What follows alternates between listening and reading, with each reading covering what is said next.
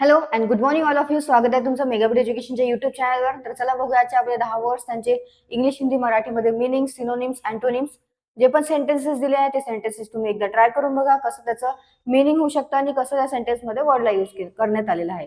आणि स्वतःच्या मनाने काही तुम्ही इझी सेंटेन्सेस तयार करत चला, त्यामुळे तुम्हाला कळेल की सेंटेन्समध्ये आपण वर्डला कसं यूज करू शकतो. सो स्टार्ट करूया आपण आजच्या सेशनला. फर्स्ट वर्ड आहे आपल्याचा तो आहे यामर. YAMMER, यामर.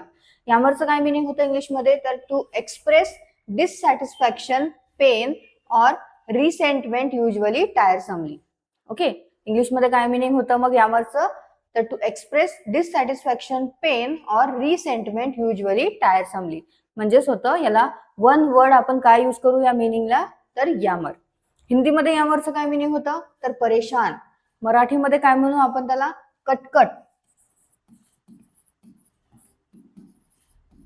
कुरकुर आणि रडगाणे. ओके, सो काय आहे मराठीमध्ये यामरचं मिनिंग मग, तर कटकट, कुरकुर आणि रडगाणे. हिंदीमध्ये काय होतं, परेशान. सिनोनिम्स आहेत कंप्लेन, स्क्रीम आणि व्हाईन. कंप्लेन, स्क्रीम आणि व्हाईन हे आहेत सिनोनिम्स यामरचे. आणि अँटोनिम्स काय आहेत, रिजॉइस, डिलाइट आणि टॉलरेट. रिजॉइस, डिलाइट आणि टॉलरेट हे अँटोनिम्स आहेत यामरचे. ओके, इथे सेंटेन्स दिलेला आहे, सेंटेन्स मध्ये ट्राय करून बघा एकदा की यामरला कसं यूज करण्यात आलेला आहे. नेक्स्ट वर्ड बघूया आपण. नेक्स्ट वर्ड काय आहे, पाल्पिटेट. PALPITATE, पाल्पिटेट. पाल्पिटेटचं इंग्लिशमध्ये मिनिंग होतं to expand and contract in a rhythmic manner. To expand and contract in a rhythmic manner म्हणजेच काय होतं, तर पाल्पिटेट. ओके, जो आपला हार्ट आहे, जे आपलं हृदय आहे ते सुद्धा काय होतं, पाल्पिटेट होतं. म्हणजेच काय, तर धडधडतं. त्यालाच हे जे आहे meaning, to expand or contract. Expand होतं, कॉन्ट्रॅक्ट होतं रिदमिक मॅनरनी, त्याला इंग्लिशमध्ये वर्ड यूज करण्यात येतं पाल्पिटेट. हिंदीमध्ये त्याचं मिनिंग काय होतं, तर धडकणा. आपलं हृदय जे आहे ते धडकत असतं. ओके, सो मराठीमध्ये त्याचं मिनिंग काय होतं, धडधडणे आणि कंप पावणे. सो पाल्पिटेटचं हिंदीमध्ये मिनिंग होतं धडकणा, मराठीमध्ये काय होतं, धडधडणे आणि कंप पावणे. सिनोनिम्स काय आहेत, थ्रोब, बीट आणि व्हायब्रेट. थ्रोब, बीट आणि व्हायब्रेट हे आहेत सिनोनिम्स पाल्पिटेटचे. ओके, नेक्स्ट वर्ड आहे मॅलिंगर. मॅलिंगर म्हणजे काय होतं, तर to pretend to be sick or injured to avoid doing work. काय आहे मॅलिंगरचं meaning, so to pretend to be sick or injured to avoid doing work म्हणजेच काम करण्यासाठी काम करण्याला टाळाटाळ करणे आणि काय सांगणे की मी आजारी आहे किंवा मला इंजुरी झालेली आहे हे सांगून कामासाठी टाळाटाळ करणे, याला इंग्लिशमध्ये वर्ड यूज करण्यात येतं मॅलिंगर. ओके, सो मॅलिंगरचं हिंदीमध्ये काय मिनिंग होतं, बिमारी का बहाना करना. मराठीमध्ये काय होते, कामाची टाळाटाळ करण्यासाठी आजाराचे सोंग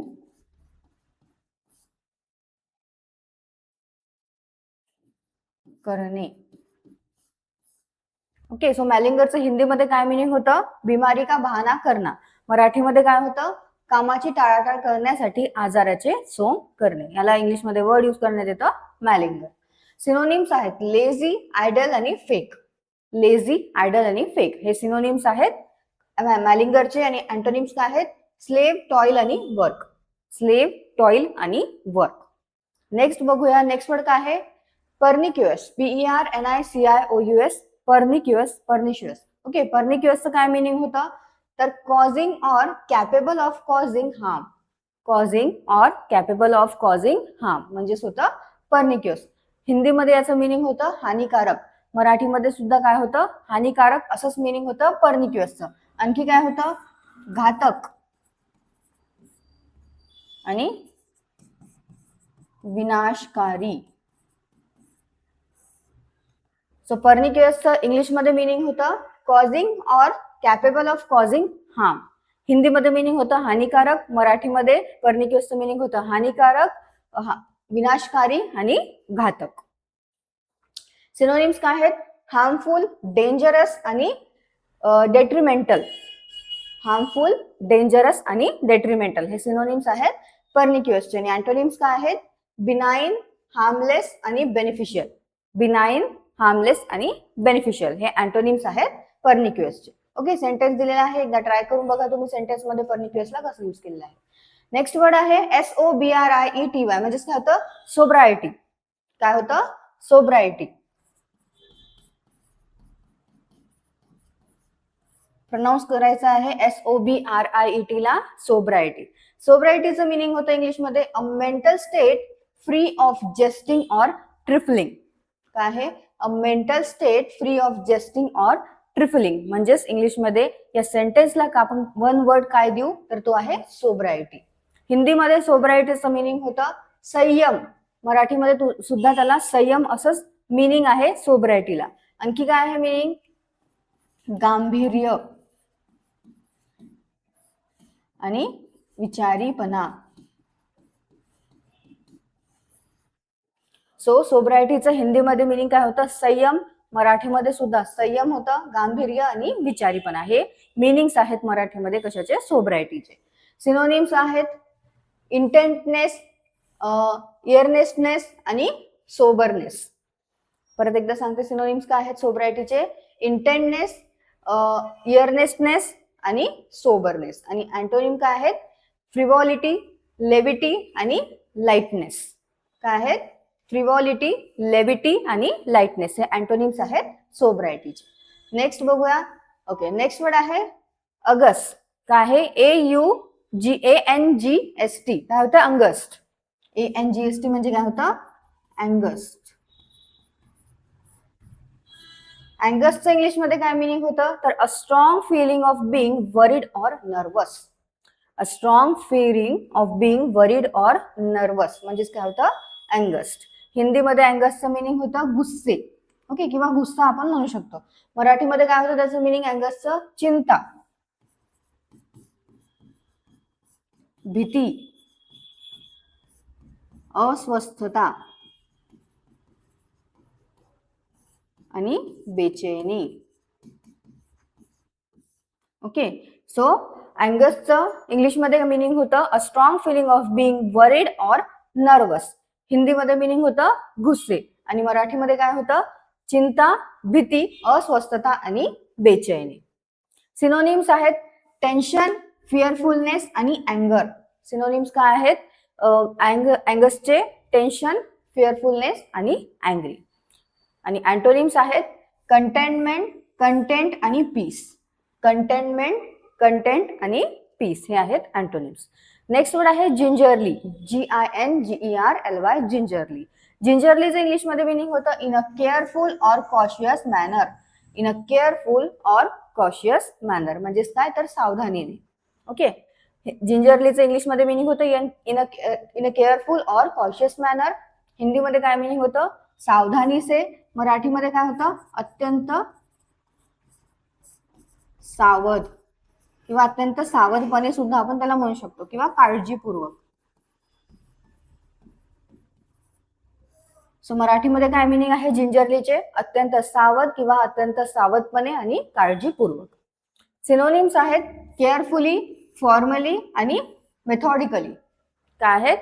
केअरफुल, फॉर्मली आणि मेथॉडिकली हे सिनोनिम्स आहेत जिंजरलीचे. आणि अँटोनिम्स काय आहेत? रँडमली, इररेग्युलरली आणि हॅपहॅझार्डली. इररेग्युलरली, हॅपहॅझार्डली आणि रँडमली हे आहेत अँटोनिम्स जिंजरलीचे. नेक्स्ट वर्ड आहे SALIENT म्हणजेच काय होतं? सेलियंट. काय आहे? SALIENT म्हणजे सेलियंट. सेलियंटचं इंग्लिशमध्ये मिनिंग होतं formal standing out because of prominence or importance. Formal standing out because of prominence or importance म्हणजेच काय होतं? सेलियंट. हिंदीमध्ये याचं मिनिंग होतं मुख्य. मराठीमध्ये सुद्धा मुख्य असंच होतं. आणखी काय होतं? ठळक आणि महत्वाचा. ओके, सो सेलियंटचं इंग्लिशमध्ये काय मिनिंग आहे? Formal standing out because of prominence or importance. हिंदीमध्ये होतं मुख्य, मराठीमध्ये काय होतं मुख्य, ठळक आणि महत्वाचा. सिनोनिम्स आहेत आउटस्टँडिंग, इम्पॉर्टंट आणि मेजर. आउटस्टँडिंग, इम्पॉर्टंट आणि मेजर हे सिनोनिम्स आहेत सेलियंटचे. आणि अँटोनिम्स आहेत अनइम्पॉर्टंट, इनसिग्निफिकंट आणि हिडन. अनइम्पॉर्टंट, इनसिग्निफिकंट आणि हिडन. नेक्स्ट बघूया. नेक्स्ट वर्ड आहे कॉन्फिस्केट. काय आहे कॉन्फिस्केट. कॉन्फिस्केटचं इंग्लिशमध्ये मिनिंग होतं to take ownership or control of something by right of one's authority. To take ownership or control of something by right of one's authority म्हणजेच काय होतं कन्फिस्केट. आणि कन्फिस्केटचं हिंदीमध्ये मिनिंग काय होतं जप्त करणं. जप्त करणं. मराठीमध्ये काय म्हणू आपण जप्त करणे किंवा ताबा घेणे. ओके. सो कन्फिस्केटचे मराठीमध्ये काय मिनिंग होतं ताबा घेणे आणि जप्त करणे. सिनोनिम्स आहेत सीज, अटॅच आणि एक्सप्रोप्रिएट. सिनोनिम्स काय आहेत सीज, अटॅच आणि एक्सप्रोप्रिएट. आणि अँटोनिम्स आहेत कन्फिस्केटचे रेंडर, यील्ड आणि डिलिव्हर. ओके. ट्राय करून बघा सेंटेन्स, स्वतःच्या मनाने सुद्धा ट्राय करून बघायचे. सो लास्ट वर्ड आहे आपल्या सेशनचा तो आहे कोजेंट. COGENT. कोजेंट. कोजेंटचं इंग्लिशमध्ये मिनिंग होतं having the power of persuaded. Having the power of persuaded. So कोजेंटचं हिंदीमध्ये मिनिंग काय होतं ठोस. मराठीमध्ये सुद्धा ठोस असंच मिनिंग होतं. आणखी काय होतं बिनतोड, प्रबल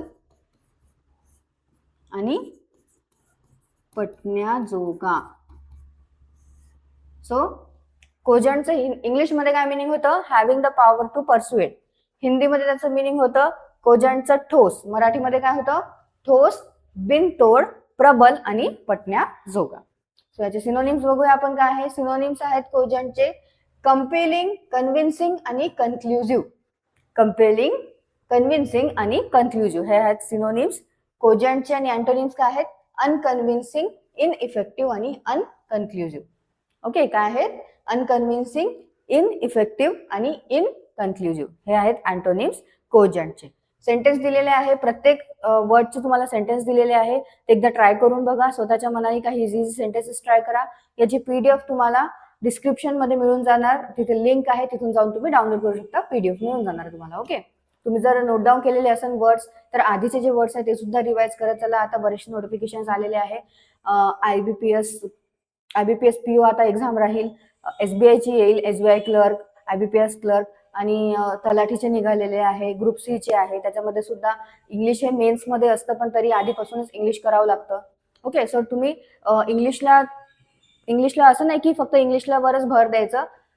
सगळेच सब्जेक्ट करायचे पण इंग्लिशला सुद्धा एकदा करून बघायचं. कारण की इंग्लिश हे खूप इम्पॉर्टंट आहे. व्होकॅब्युलरी करायची.